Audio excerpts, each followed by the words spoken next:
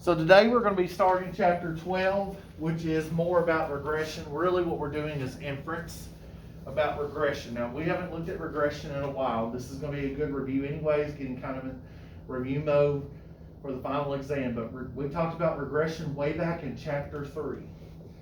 Okay, I know that's been seems like ancient history at this point.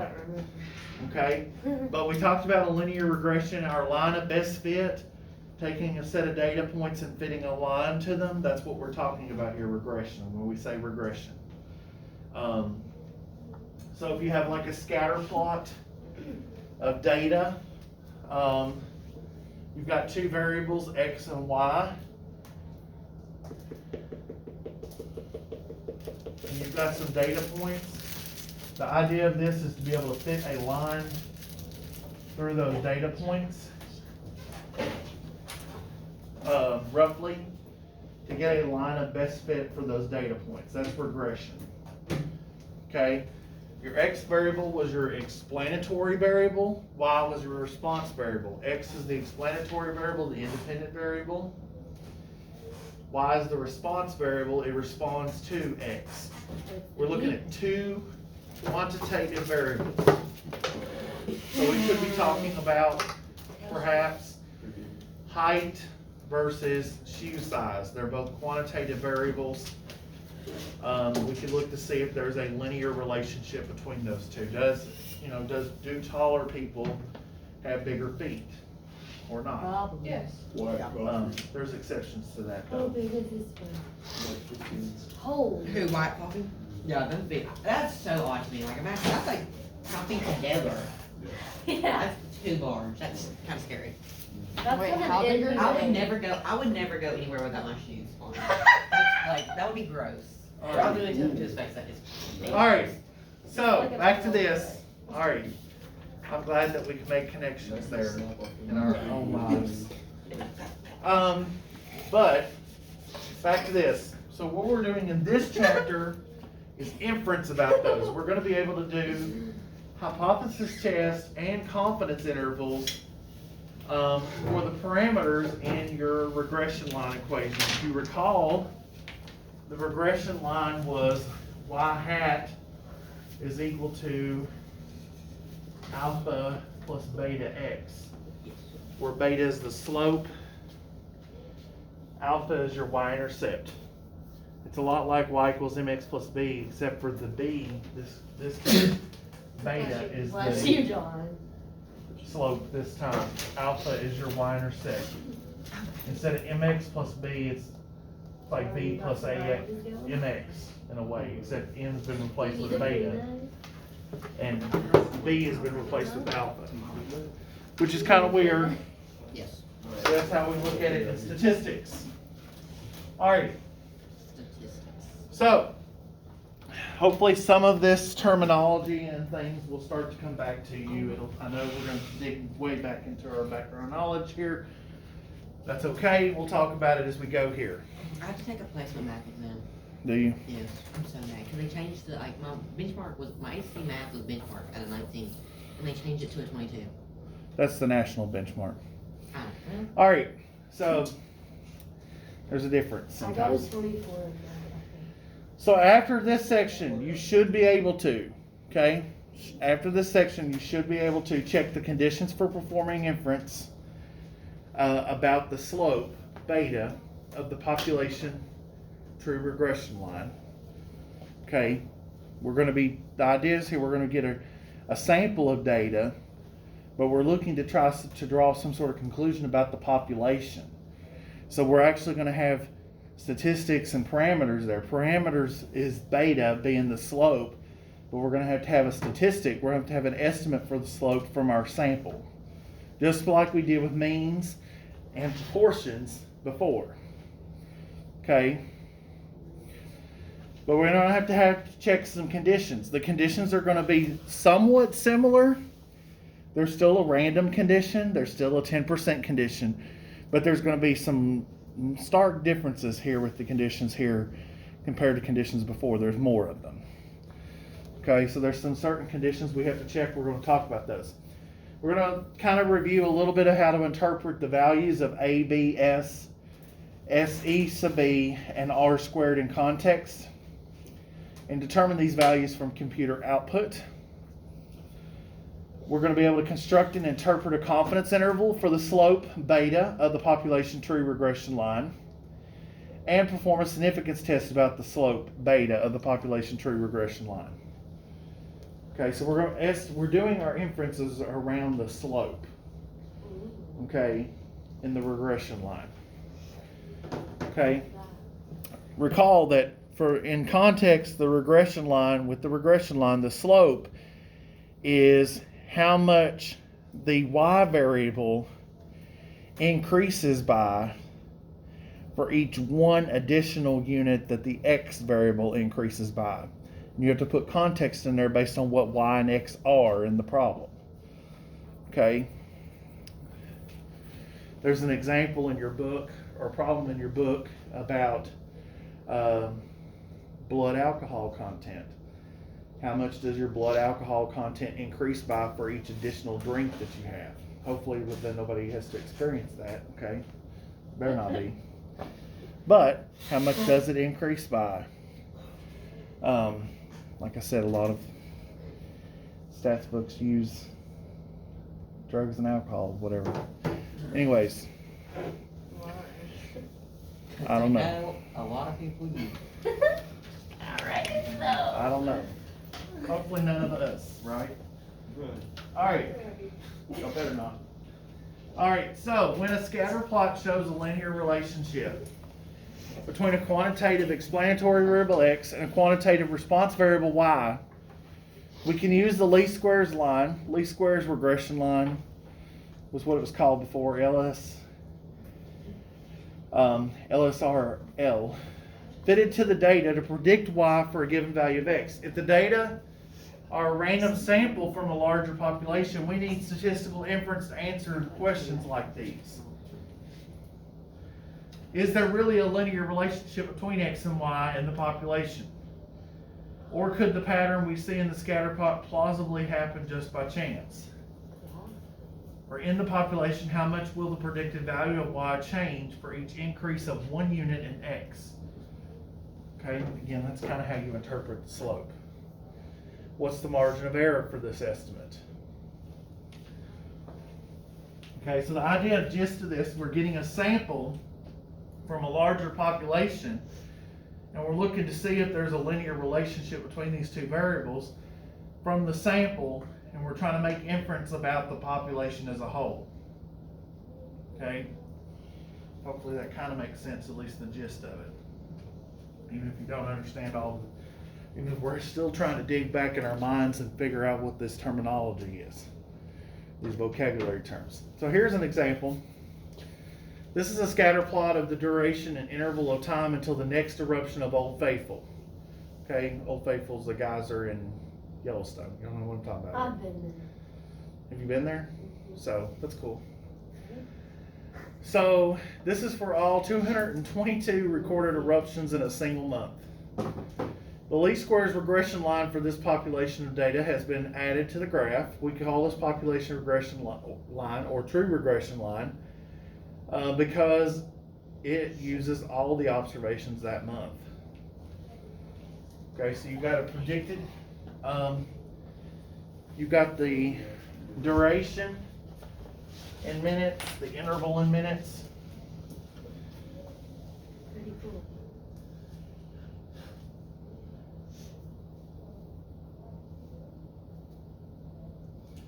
So the duration is how long the eruption lasted versus how many minutes until the next eruption after that one. Okay, so the idea here is that if it erupts, you know, it looks like the general slope is sloping upward. So the idea here is that if it's a longer eruption, there's going to be a longer amount of time till it erupts again. Does that kind of make sense, hopefully? Yeah.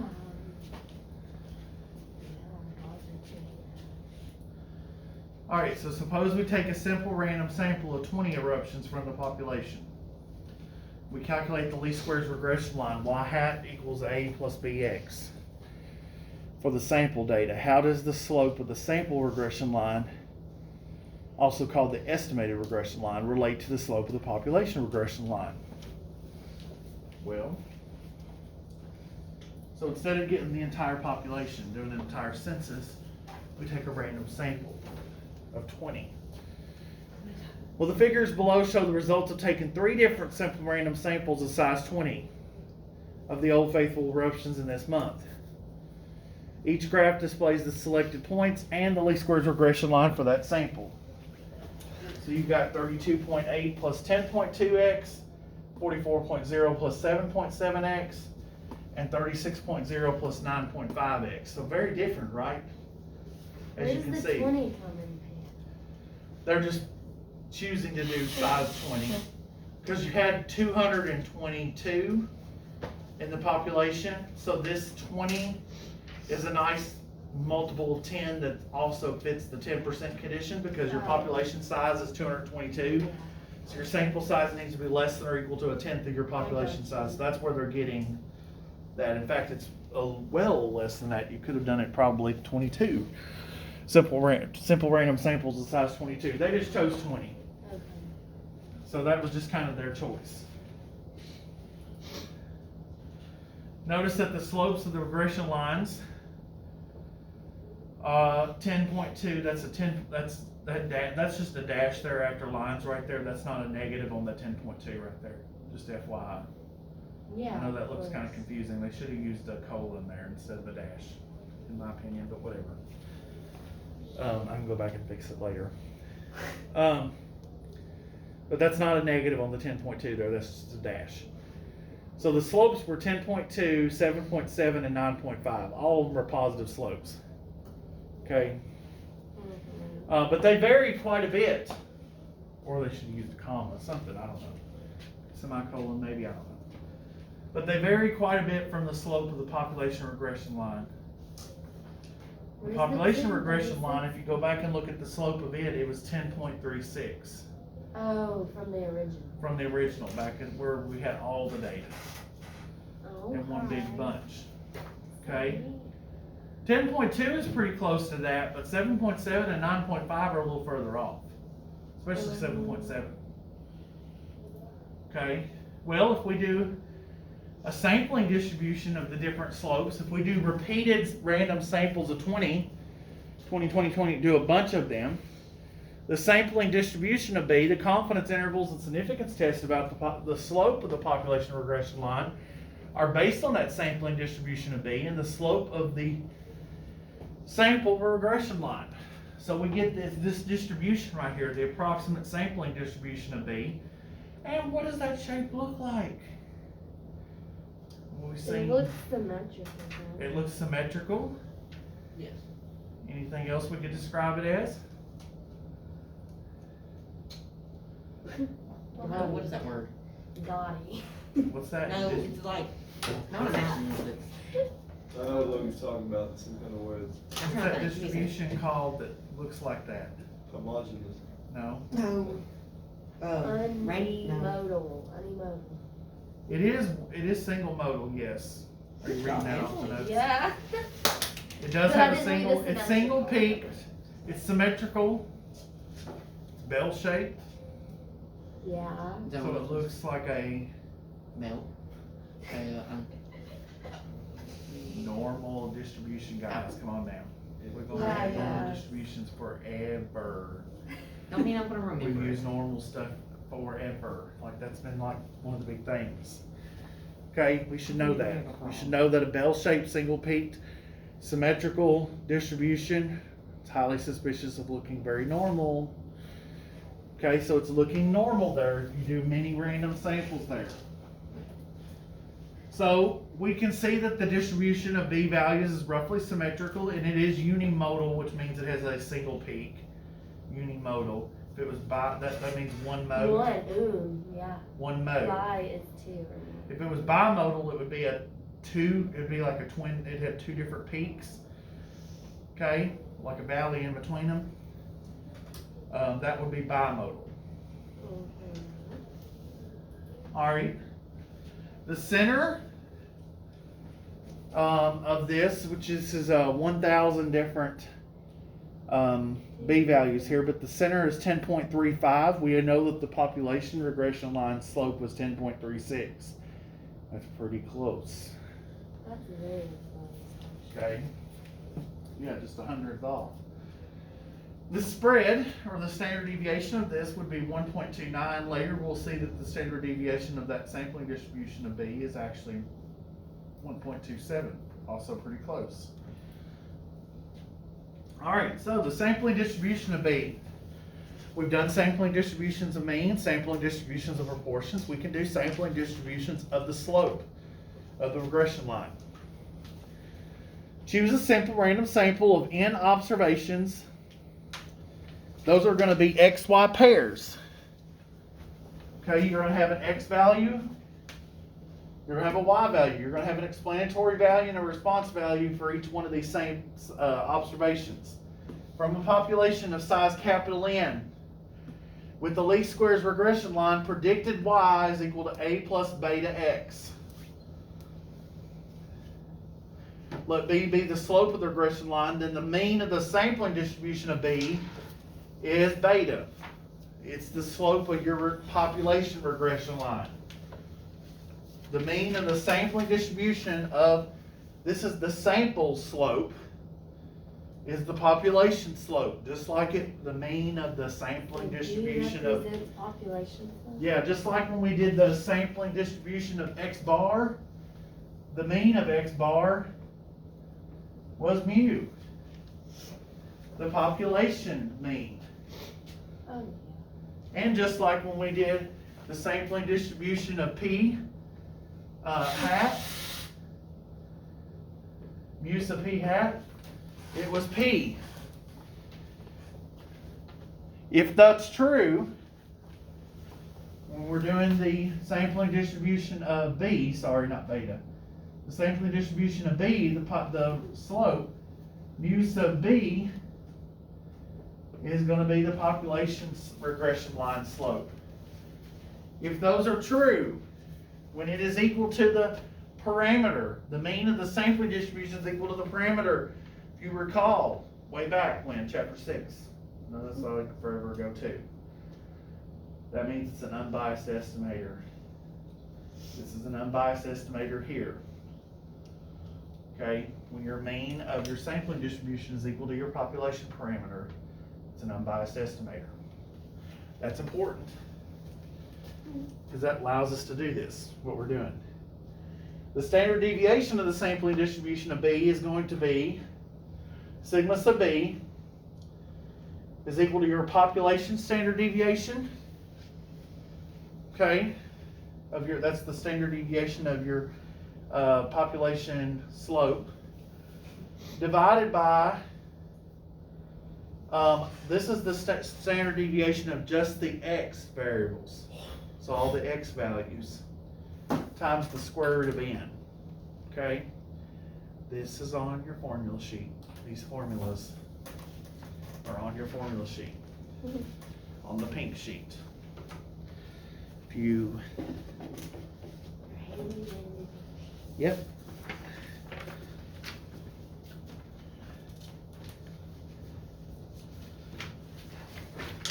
On the second page at the bottom, right there.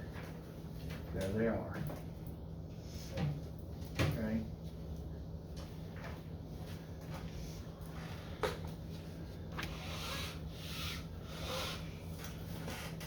That's as long as the 10% condition is satisfied.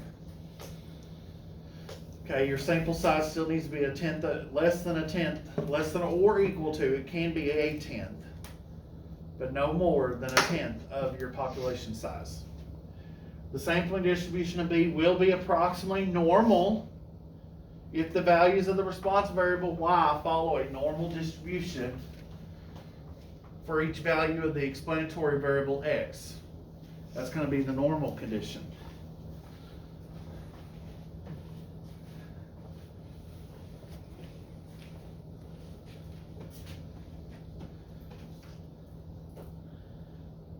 All right. So, conditions for regression inference. The regression model requires that for each possible value of the explanatory variable x, the mean value of the response variable y falls on the population tree regression line. That is, mu sub y is equal to a plus beta x. The values of the response variable y follow a normal distribution with a common standard deviation of sigma. Okay, this picture here is kind of confusing, so I don't know if I would totally pay a whole lot of attention to that. They kind of get funky there going three-dimensional. All right, so here's what we really wanted to get to here. Checking the conditions for regression inference. Suppose we have n observations of an explanatory variable x and a response variable y. Our goal is to study and predict the behavior of y for given values of x. Here's our conditions we have to check. Linear first. The actual relationship between x and y is linear. For any fixed value of x, the mean response mu sub y falls on the population tree regression line. Okay. We have to check independent. Individual observations are independent of each other. When sampling without replacement, check the 10% condition.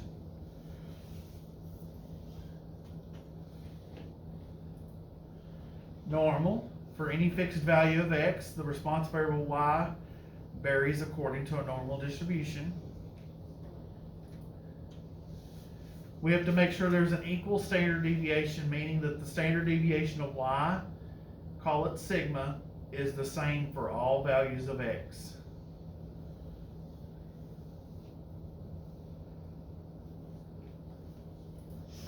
And we have to check for random. The data has to come from a well-designed random sample or randomized experiment. You can remember this as linear. We're talking about a linear regression here, linear relationship. Those words are kind of close to each other. Make sure that one, there is an actual linear relationship between x and y. For any fixed value of x, the mean response mu sub y falls on the population tree regression line. That is mu sub y equals alpha plus beta x. We have to check independence. We have to check normal, equal standard deviation, and random. These are the 5 conditions you have to check. There's 5 conditions now. We're used to 3 because everything else has had 3 up to this point. This one's 5. Some of them are the same. We still have random. We still have 10% here in this mix. But we have some different ones here that we've not had before. All right, so how to check for the conditions? We'll start by making a histogram, a normal probability plot of the residuals, and also a residual plot. Examine the scatter plot. For linear, examine the scatter plot to check the overall pattern is roughly linear. Look for curved patterns in the residual plot. Check to see that the residuals are centered on 0 line. Okay, the residual plot you want to check like, if you were remember how, again we'll have to go back probably and remember how to do that. But if you're looking at a residual plot, 0 is the middle line. You want to make sure that the residuals are centered on 0. That means there could be points up and down here. What you're not wanting to see is that all the points are on one side or the other of that 0 line. Okay, if they're all on one side of the line, you want to see it kind of scattered. You also don't want to see some sort of linear relationship with the residual plot. Now, in the scatter plot of the data, when you're graphing XY pairs, you do want to see a linear relationship there. Okay, but on the residual plot, you want to see it scattered about. You don't want to see them all on one side or the other of that 0 line. Okay. Independent, look at how the data was produced. Random sampling and random assignment help ensure independence of individual observations. If sampling is done without replacement, check the 10% condition. Normal, make a stem plot or histogram or normal probability plot of the residuals and check for clear skewness or other major departures from normality.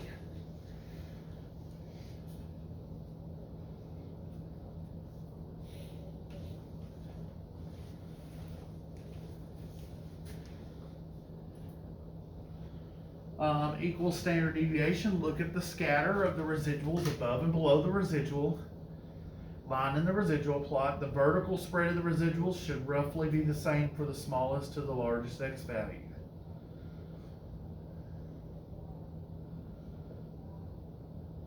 So you're looking at that plot that I drew up there on the board, that residual plot, and you're looking to see that the vertical spread of the residuals should be roughly the same from the smallest to the largest. What you're not wanting to see is something like this. You're not wanting to see, well, if I can draw it.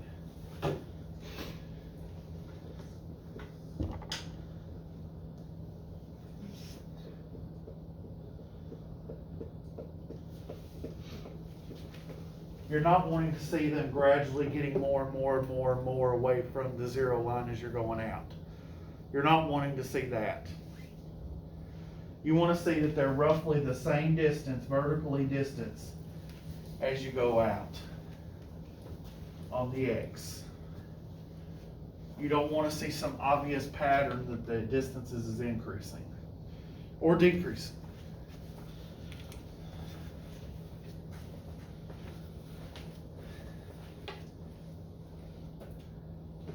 And of course, you want to make sure the data comes from a random sample or randomized experiment. Okay, I list them in this order, but oftentimes I know we like to check the random condition first. You don't have to necessarily check the conditions in this order, but the reason I list it in this order is because it spells Liner, L-I-N-E-R.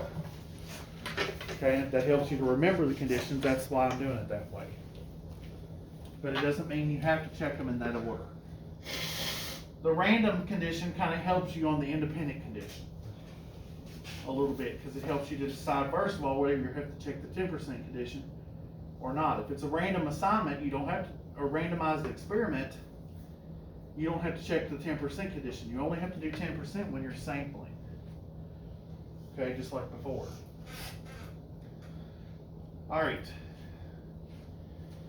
So if we want to estimate the parameters, when the conditions are met, we can do inference about the regression line. Model mu sub y equals alpha plus beta x. The first step is to estimate the unknown parameters. If we calculate the least squares regression line, the slope b is an unbiased estimator of the population slope beta. And the y-intercept a is an unbiased estimator of the population y-intercept alpha. The remaining parameter is the standard deviation sigma, which describes the variability of the response y about the population regression line.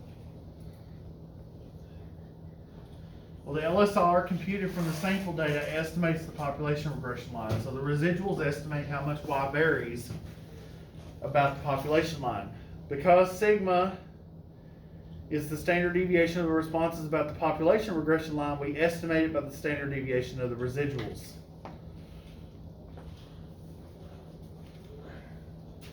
That's where we get that, which we can use the calculator for too.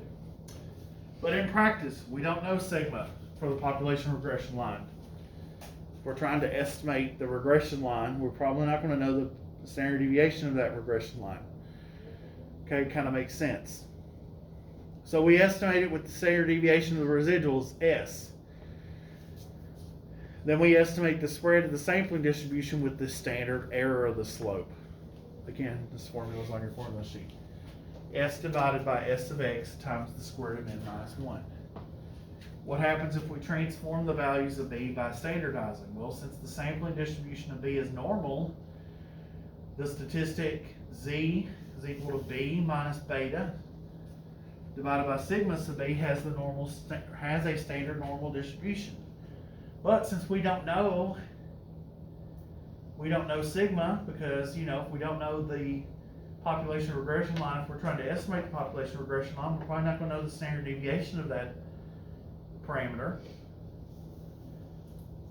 We're going to have to use something different. Replacing that standard deviation, sigma sub b, of the sampling distribution with the standard error gives us this statistic, T. T has come back here.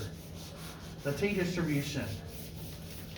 We know the population standard deviation, so that signals t instead of the normal, standard normal z. T is equal to b. This is your sample slope minus your population slope divided by the standard error of your sample slope. Okay, again, that formula was on the previous slide. How to find that. This has a t-distribution with, this is different though. This time it's n minus 2 degrees of freedom. It's the sample size minus 2 Instead of 1. instead of 1, yes. Okay, think about it kind of like this. It's because you're looking at, you got x and y, two variables here. So you have your sample size is how many XY pairs you have, but you're subtracting 2 this time instead of 1. Okay, I don't know how else. The why behind that I don't get into. Okay, I'm just telling you it's complicated. Okay, if you really want to know, you can look that up on your own time. All right, so with what we were looking at earlier with the eruptions, our random samples were size 20, so our degrees of freedom here will be 18. It's a t-distribution with 18 degrees of freedom. That's what that will follow.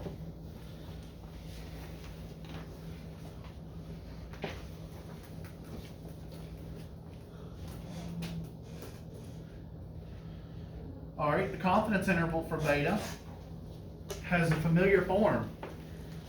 Statistic plus or minus critical value times the standard deviation of the statistic. We've seen that before. That's the confidence interval formula. That's the general confidence interval formula that we've already seen before. Okay? We're going to do confidence intervals here. We're going to do hypothesis testing. Because we use the statistic B as our estimate, the confidence interval is B plus or minus T star times the standard error of B. Okay, our critical value is a T value here because we call this a T interval for the slope. Now, okay, we did T intervals for means before. Now we're doing a T interval for slope. It's a totally different T interval. Okay, the degrees of freedom are now n minus 2 instead of n minus 1. That's one difference. The T interval for slope, B being the, little b is the sample slope. So you do your random sample of 20, you fit a regression line to that 20, that's your sample slope, that's little b. Plus or minus T star, which we find by doing a inverse T, is how we would do that. Based on our confidence level, how much area is in the middle, we figure out how much area is on the left tail. Okay, we do all that the same way we did it before. Everything, all that part should come back. The standard error of B is that though, S divided by S sub x times the square root of n minus 1. Okay. This, of course, is where this S in the numerator, that is your standard deviation, your sample standard deviation for Y. This is the sample standard deviation for X. Okay, if you put all your X, Y values into the calculator and you run 2 var stats, 2 variable stats, it will give you S of X and S of Y for that sample. If you wanted to get that real easily on the calculator. If you put X into list 1, put the corresponding Y's in list 2. Okay? And then run 2 var stats on that. It will give you both pieces of information there. What you need to be able to calculate that. This is where T star is the critical value for the T distribution with degrees of freedom n minus 2 having the area C between negative T star and positive T star. Okay?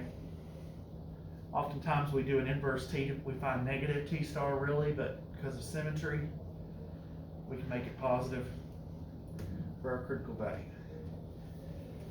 All right, questions on that? I'm kind of thinking at this point, we've got a little bit of time here anyways. We still got plenty of time to review for the final.